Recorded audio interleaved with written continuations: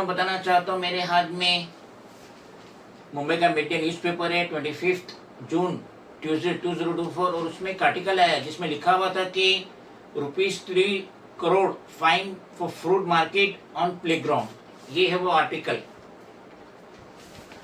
Page number 2 पे था, जिसमें बताया गया है कि अपना फ्रूट मार्केट बोरीवली वेस्ट में है और 2016 में टेम्पररी परमिशन दी थी आर सेंट्रल वार्ड स्ट्रक्चर बनाने के लिए, और इन 7 सालों में ये टेम्पररी जो परमिशन था शायद वो आर सेंट्रल के असिस्टेंट कमिश्नर भूल गए, अदर ऑफिसर्स भूल गए, जिसकी वजह से वहाँ पे अभी तक बिजनेस चल रहा था।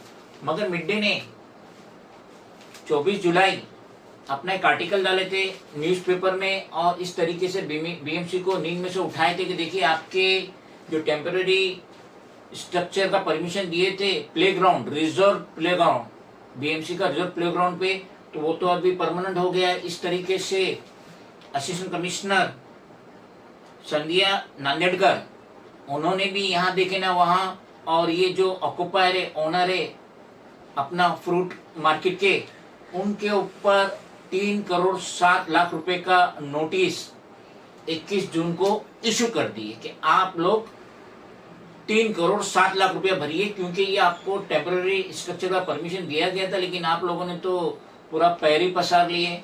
ये आर्टिकल आया और ये आर्टिकल पढ़ के तो मुझे बीएमसी पे हंसी आ रही थी, क्योंकि बीएमसी की जितनी भी बिजली गिरती है वो मिडिल क्लास पे ही गिरती है। हायर क्लास तो कैटेगरी में आते नहीं और लोअर क्लास भी नहीं आते, जो मिडिल क्लास है, इकोनॉमिक क्लास है, उन पे ही बिजली गिरती। क्यों?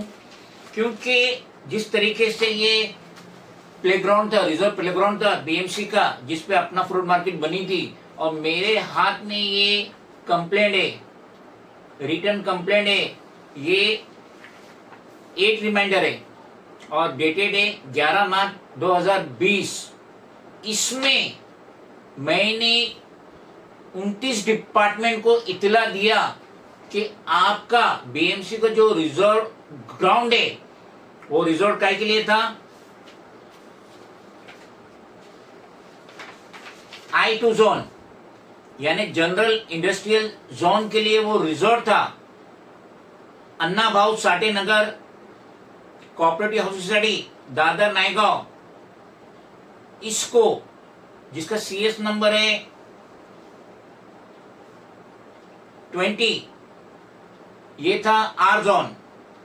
सीएस नंबर है 223, ये रिजर्व था ग्राउंड के लिए। सीएस नंबर है 1/983, ये रिजर्व था I2 zone, general industrial zone. और यहाँ पे आपको जान के हैरानी होंगी कि Bombay Dyeing manufacturing company limited, जो कि बॉम्बे स्टॉक एक्सचेंज और नेशनल स्टॉक एक्सचेंज में लिस्टिंग है, उसने ये रिजर्व ग्राउंड पे टावर बना दिया। मैंने क्या कहा, आफत आती है तो मिडिल क्लास पे आती है, ना हायर ना लोअर। अब Bombay Dyeing manufacturing company limited, उसने इतना मल्टी स्टोरेज टावर बना दिया नायगांव दादर में, उस प्लॉट पे जो रिजॉर्ट है।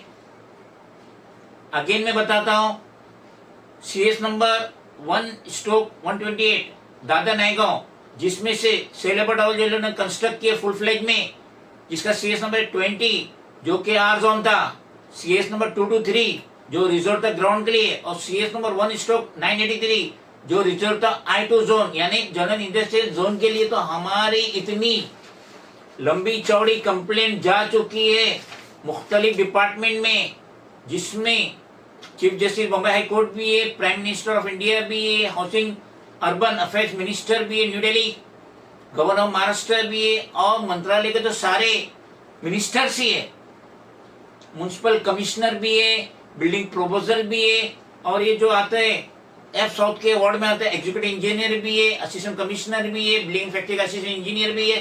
सबको ये कंप्लेंट गई और आज तक एक नोटिस इशू नहीं हुई।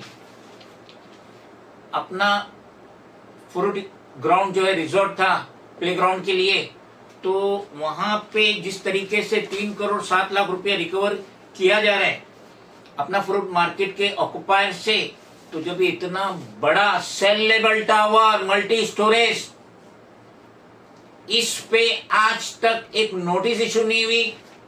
इतनी लंबी चौड़ी कंप्लेन जो 8 रिमाइंडर गया है, इसके अवज में हमें एक भी एक्शन टेकन रिपोर्ट नहीं मिली, जिससे जाहिर होता है कि सारी आफतें मिडिल क्लास और इकोनॉमिक क्लास में आती। तो अब हम मिड डे से भी रिक्वेस्ट करेंगे।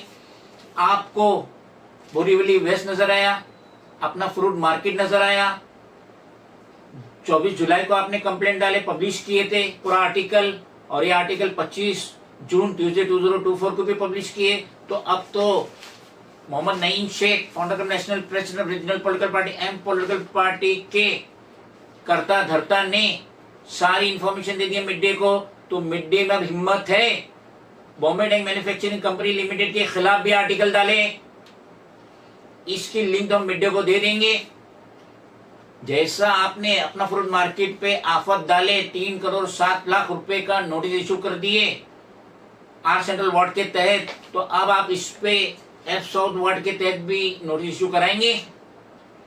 बिल्कुल नहीं होंगी, क्योंकि मैंने बिगिनिंग में कहा आफतें आती है तो मिडिल क्लास पे ही आती है, ना हायर ना लोअर। अब इनमें इतनी हिम्मत नहीं है, मिड डे में भी इतनी हिम्मत नहीं है कि वो Bombay Dyeing manufacturing company limited के कर्ता धर्ता चेयरपर्सन मैनेजिंग डायरेक्टर को उनके खिलाफ आर्टिकल डाले। और ये जो टावर इलीगल वैसे बना है, उस जगह बना है जिस पे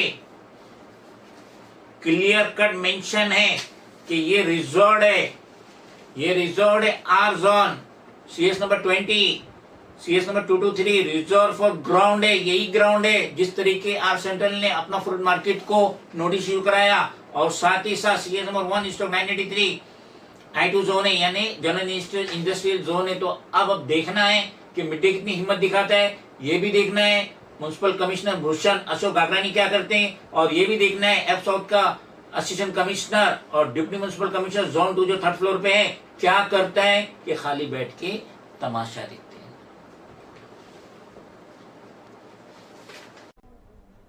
Friends, if you think that this video is valuable, then please do like, share, comment, subscribe, and please press the bell icon button. Thank you.